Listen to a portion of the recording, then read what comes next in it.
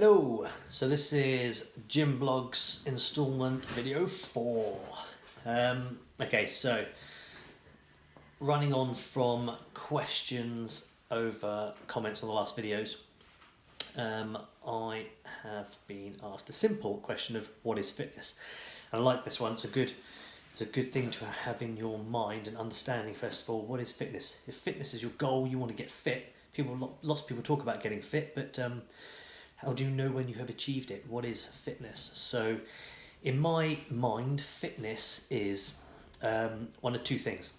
So, it's obviously the ability to move around and not die from doing so. And it's also the ability to wake up the next day and that exercise, fitness, movement, whatever you did, not render you immobile for a number of days or weeks and in chronic pain. Anybody that's done any form of fitness after not doing anything for a while, I'm sure you'll be fully aware of the immense pain you can get from it, and that's it's normal and it's good, and you should have that. It's also the very thing that should drive you on to continue maintaining your fitness regime, because quite simply that pain isn't something that will happen all the time. It's just simply what happens in the unconditioned body. It's like an overreaction to that movement you did. It's like your body saying, don't do it again. Now, fitness is two things. You kind of need to work on your cardiovascular fitness, so your ability for your heart and lungs to do their job of depositing that oxygen around the body to all the different muscles. And then you also need the ability for the muscle tissue to be strong, conditioned, and have the endurance to keep going and recover from it for the next day. So, as I mentioned before in whatever blog number it was, you can't just do one type of training. There should be multiple different types of sessions you do to hit different areas, different energy systems, different types of movement, whether it be your strength, speed, or endurance. So I would have even with the cardio side of things, in fact, let's break that down to maybe two different things I would do for cardio. One would be building up your mitochondria. Mitochondria is, in short, it's what converts, it sits in your muscle tissue, something called your sarcoplasmic reticulums. So if you take your muscle fibers and right to the deepest core, where you have something called muscle spindles, little groups of those together make like a little like a tube together. In between two little things, it's called sarcomeres, and they are effectively pumps that create the movement in the muscle and the flow of blood through it, activated by your actin and myosin filament fibers of the muscles. We shall go into that in another video because I love that, it's interesting. But in your sarcoplasmic reticulums, in those little sections there, you get in between it, you get build up of something called mitochondria. And it's the mitochondria's job to convert the oxygen into energy. The more mitochondria you have, the more energy that's getting converted from your oxygen into energy. So there's a level of fitness definitely there that I feel is hugely important. It's like, I like to think about it like this. Imagine you have 6 people carrying a big heavy box, okay? Now, you could, if they're struggling, you could either get more help. And instead of having 6 people on that box, you could get 8 people or 10 people. And obviously, it's going to be a lot easier, isn't it, with 8 or 10 people carrying that box as opposed to just 6. Or you could simply make those 6 people a lot stronger. If all of those 6 people went away to the gym and pumped loads of weights and got much, much bigger and stronger, then of course, then the task of carrying that box would also be easier. So it's a two-angle approach, really. You want to build up your mitochondria, which is effectively like adding more people on the box, and or you also want to train up all of those people on the box so that it's an easier task for them anywho. And that would be your other side of cardiovascular training, which I would call acid bathing. Think about this, going steady state or going full out hardcore. So to build mitochondria, you have to do relatively, not slow, but steady, sort of 65-70% of your maximum ability over a long prolonged period of time. So like going for a nice steady state run up to about an hour. So if you were to go out once a week and just do a nice steady state run. Now what is a steady state run? We're talking about something that you can maintain a steady pace at and still hold a relatively simple conversation. If you're finding it hard to talk and conversation has to stop so you can concentrate on just breathing and keep moving, bring it down. You at present are currently not fit enough to be able to do that. Are you out for a run or you're out for a social and a chit chat? Slow yourself down. You're not in a race. Slow yourself down, concentrate on your training and ensure that you are doing a steady state run, slowly building up that mitochondria. So adding people to that box, okay? Then once you have those people on the box, if you like, once you've built up your mitochondria, another session I would do at some other time in the week would be a full-on blow out your ass, what I call acid bathing. You are going to thrash yourself. What is your current state of fitness? What is your current ability? And you're going to thrash it until you are feeling sick and puking. What you're doing there is you are flooding the muscle tissue with lactic acid. The point at which your muscle tissue loses the fight against the lactic acid. So oxygen gets pumped into your muscles to be turned into energy, yeah? The waste product of that energy being burnt up is lactic acid, lactate. The only thing that gets rid of lactic acid is fresh oxygenated, or should I say oxygen-rich blood. So the flow of blood being pumped around your circulatory system, through your muscles, from your heart, that with a good oxygen-rich content is washing away the lactic acid. Now as you get more and more tired, obviously the lungs are going to start to struggle and the oxygen coming into the muscles is going to be slightly less, and the amount of waste product, lactic acid, is going to start to build because there's less waste being taken away. So you are slowly moving towards a state where you cannot remove the waste as fast as it's being produced. So your lactic acid is going to build up and up and up and up and up. Hence why I like the term acid bathing. You're starting to bathe your muscle tissue in acid and it gets burnt out. You'll start to fatigue out. And you'll feel nauseous, sick, all kinds of things like this. So in doing that, you are prepping your muscles to that feeling. It gets used to what's happening to it and it starts to deal with it better. Your body does some really clever processes with this, and it learns by you doing it repeatedly again and again and again. It learns to actually take that waste product and turn it into another form of energy, a far more powerful energy as well. There's a whole big piece of science in this called the Krebs cycle, or lactic acid cycle, which goes into it in more depth. But you start to produce with the waste product an energy system or an energy source. So that's something you want the body to learn how to do. If you want to be great certainly with endurance, I'll say running, but any sort of endurance, running, rowing, whatever activity, then you need to prep your body for this. And that's like training up those people on the box. So that's your two-prong approach I personally favour and I feel works 100% of the time with people. So a slow, steady run or cycle or row, whatever you want. And then a hardcore one. So hardcore ones, you're talking about, say, some hill reps, sprinting up and down hills. Stairs, love some stairs, sprint up and down the stairs, just out and out sprints, set yourself up sort of, I'd say about a 40-second in the beginning, a good track session. So I'd say do about 40 seconds, I would mark my positioning where I'm starting, I would sprint as hard and fast. The nature of a sprint means to run as fast as you can, okay? So you run as fast as you can for 40 seconds.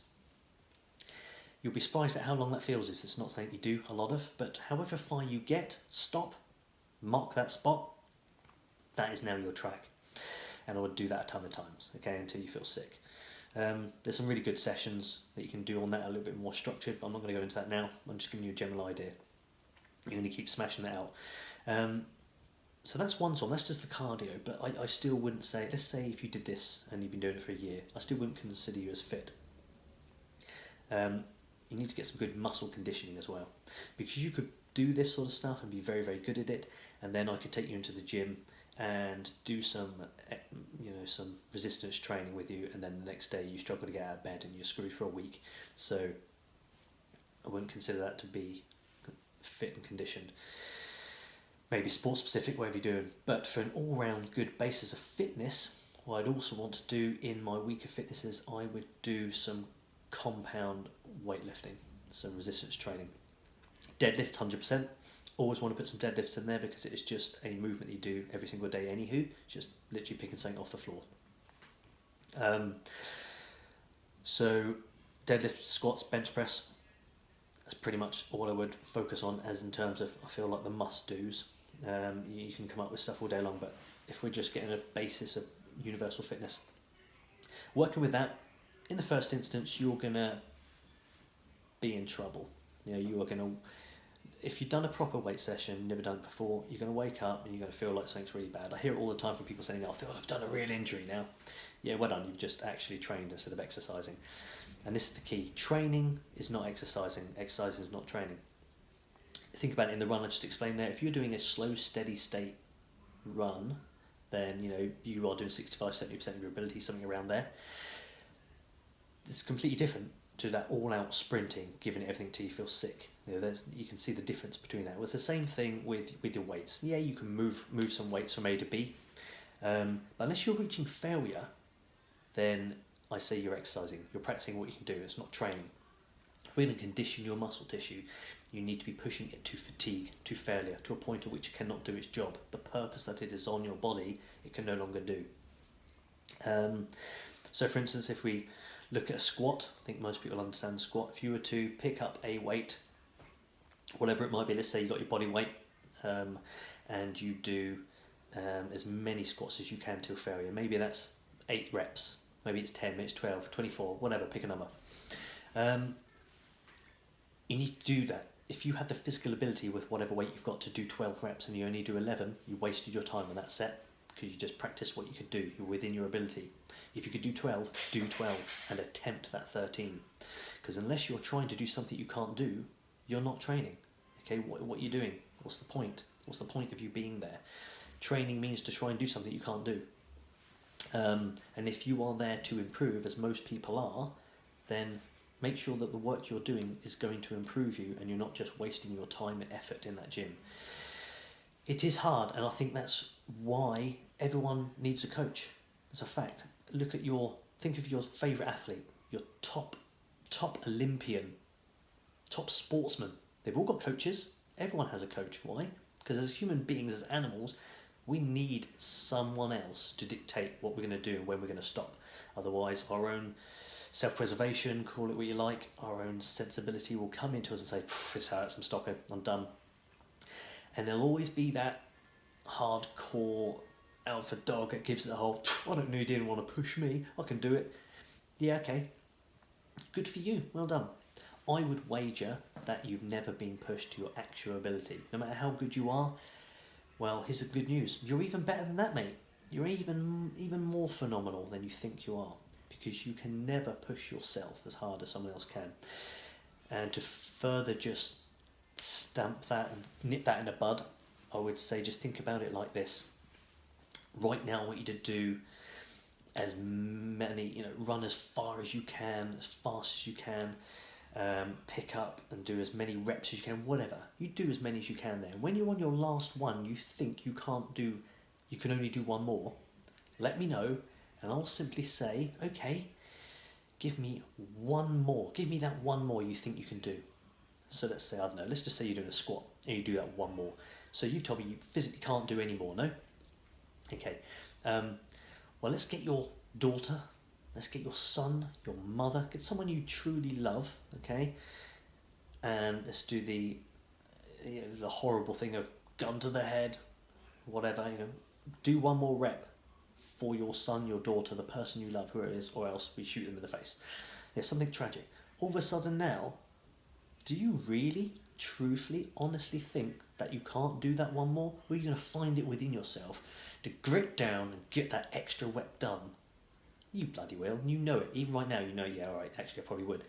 So that wasn't magic. You physically had the ability to do it. You just need to dig deep into the depths of your soul and find out where you're going to get that energy from. So it's very hard to do it on your own, unless you're mental, alright? There's no harm, there's nothing degrading about having a PT or a coach. That's what we're here for. And if you really want to get the best out of you, then you need external intervention. So, where were we? Tangenting. So muscle fitness then. You need to do, I say, two things here as well, because as I explained before, you have two different types of muscle fibre that you need to work with, your type 1s and your type 2s. So if you're lifting something heavy, let's stick with a squat again, if you pick a weight up that you cannot physically not do more than 3 reps on, now we're lifting something that's heavy, okay? It's a relative term, heavy, isn't it? So what one thinks is heavy, someone else will think is light, and vice versa. So the definition is that if you can lift 3 reps and you fail on your 4th, it is heavy. If you lift it 3 times and struggling just get that 4th one because loved one was going to get shot in the face and you saved their life, good on you, that's not heavy. It may have felt heavy, as in just conversation, oh, that was heavy, but it does not lie within the category of heavy for you. Well done, you are super hardcore and strong, you're better than this, put some more weight on. It doesn't need to be 3 reps, it's just somewhere around there. As long as you can do it once, winning. If you can do it more than 3 times, it's no longer the right weight for the job. And that's the thing with weight. I really try to get people to look at weight in a different thing. Weight is not a level of ego boost. It's not something to be cool and proud of, to go, oh yeah, I'm on 1,000,000 kilos. Good for you. It's simply a tool for you to use correctly to get your goal, achieve your goal of improving your strength, or whatever it is you're moving towards in your goal. So, strength or endurance, or speed, any one of the 3. So, I would do a heavy session, and then I would also do a lightweight session where I'm looking at the endurance of the muscle tissue. So I'm looking at something maybe 30 reps, 30, to be honest, I'm lying, I kind of like the 100s. With the client, I would take at least 30 reps. Unless I'm into 30 reps, I don't really feel like we're moving into endurance enough. Certainly mid to late 20s, but anything under that, and you're working towards it, but I don't consider it as hard hitting on the muscle tissue. Just purely based that upon life experience of doing it with myself and doing it with other people. I feel the goals come faster when you push up above 30 when it comes to endurance. And you can never really tell on the session how you're developing. It's always the days after. Quite often I'll do a session with a client and then 2-3 days later I say, right, how are you feeling? Because that tells me more about where we're at. You may on the day feel like you gave it everything and you physically failed, and we seemed to achieve, but then you wake up the next day and the next 2-3 days afterwards and you feel completely fine. Not achieved, not doing what we want. Now there's a difference between sort of crippling pain and a slight dull ache. That's what I'm looking for. In the conditioned body, the work you do, if you're really pushing your max and not just exercising, you are training, pushing your envelope of ability, you should expect to feel some ache in your muscle tissue, the affected target area. Yes, definitely. Right now, I've got a serious bit of aches going on in my quads from a session I did yesterday.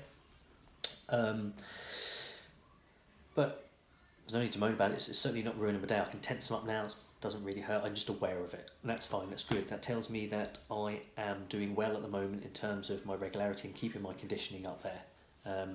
If I had a few weeks off, let's say 3 weeks to 4 weeks certainly, and then went and did the same session again, I would expect to be hobbling and in a lot of pain again. But that's what keeps me training. I don't like that pain, okay? So I don't want to have time off training, so I don't want to go back to the beginning again and have to deal with that horrible conditioning period of pain.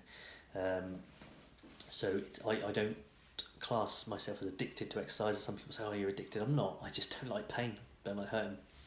And in the beginning, I really like to sort of show that and push that to all clients, because you're going to do these sessions and you're going to hurt and you're going to think, this is a bag of rats. I'm not doing this. I don't want to live my life like this. I've got, my work and my life to get on with. This is crippling. It's not always like that. In fact, each session is better than the last, okay? But you have to go through it. There is no namby-pamby, nice little way around this. You could ease into it slowly, as some people say, because that sounds quite nice to them. Oh, just ease into it. What you're doing is you're wasting your time until eventually you get to the point where you are challenging yourself, and then you feel the pain again, okay? If hypothetically, if we say, right, we're doing reps of 100, and you feel, ouch, mega sore next day, if we'd have done 50 reps of 4, it wouldn't get you halfway to conditioning. It's not the way it works. It would just mean that when you did eventually build up, next week you do 60, week after that 70, then 80, 90, and when you do the 100, you're going to feel that pain, okay? Pretty much. You're being a pussy, right? Just deal with it. Hobble around for a couple of weeks. Within 4 sessions, 3 really, if you do the same thing, within 3 sessions, your body will be conditioned, you'll be fine in that type of training. So suck it up. It's a couple of weeks for the rest of your life. So fitness, I'd say, is that we need to get you working on type 2 muscle fibers, which is heavy or fast. So lifting something that's the best one, I think, is just heavy to really fire up those type 2 muscle fibers.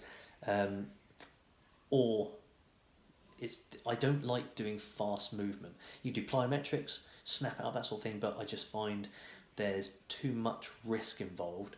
It's the lesser of two evils sort of thing. You can be more controlled lifting something heavy than you can moving something fast. Especially in the beginning. It's different, I think, if you're very experienced at that movement and you know what you're doing, you can control it, but in the beginning, I'll always take someone heavy. And it sounds like that would be a dangerous thing, but it's not. It's easier for me to control a heavy movement rather than a fast movement, because things happen too quickly. So heavy sessions and attempting 100s of things. So squats, one of the best challenges, and we'll do this in a video 100% when I get into squat techniques, is I say, right, forget the weight, get rid of the weight. Some of the biggest, strongest guys in the world, that I've trained, I've enjoyed the session where I said, right, great, you can squat 200 kilo, good for you, drop that, just up and down, 100 reps, your own body weight, and they won't get more than 30 or 40 reps. Your own body weight's enough when you're doing this sort of stuff, okay? 100 rep challenge on the squats. It's a killer on anything, but when you get the conditioning up and that becomes easy, it's just something you can do. If you can do 100 reps of something in perfect form, condition, obviously, I mean, that in my mind, it goes without question. If someone's doing, let's say, a squat, if someone's doing a squat and it's not in form and the technique's bad, you're not doing the squat. Simple as that. A squat is an exact, specific, nice, perfect movement. Anything that's not that isn't a squat. You assume squats and start doing something else. So it's 100 reps of the correct exercise and tech form. So in the beginning, quite often I find most people can't get to 100 before their form and technique goes. So whatever number you got to before your form went, that's where you stop. That's the number you got.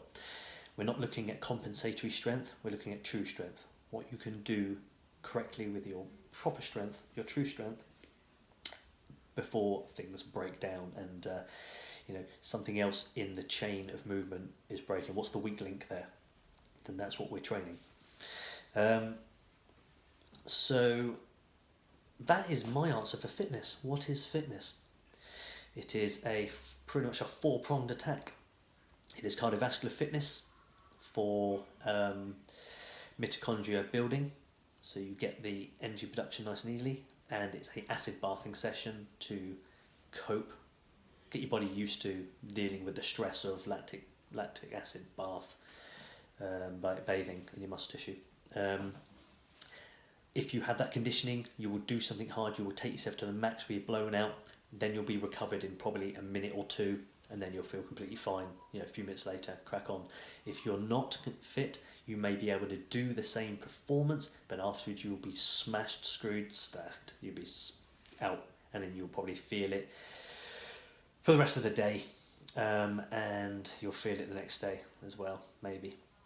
Muscular conditioning also, you may be able to do it, but you'll be smashed for a week afterwards, not be able to move. So getting conditioning, that's fitness in my mind for both of those, both for explosive type 2 muscle fibres, fast and heavy and strong, and for the type 1s, which is your normal move around muscles. There, I think I covered everything there. Comment section away. I will work on whatever the second blog is. Maybe do it today or maybe tomorrow. I might just roll onto it now. Let me explain where I'm at as well. I'm in my wife's salon because it's the only quiet place with the kids home, and it's a bit chilly outside even though the sun shines out. It's not, it's a trap.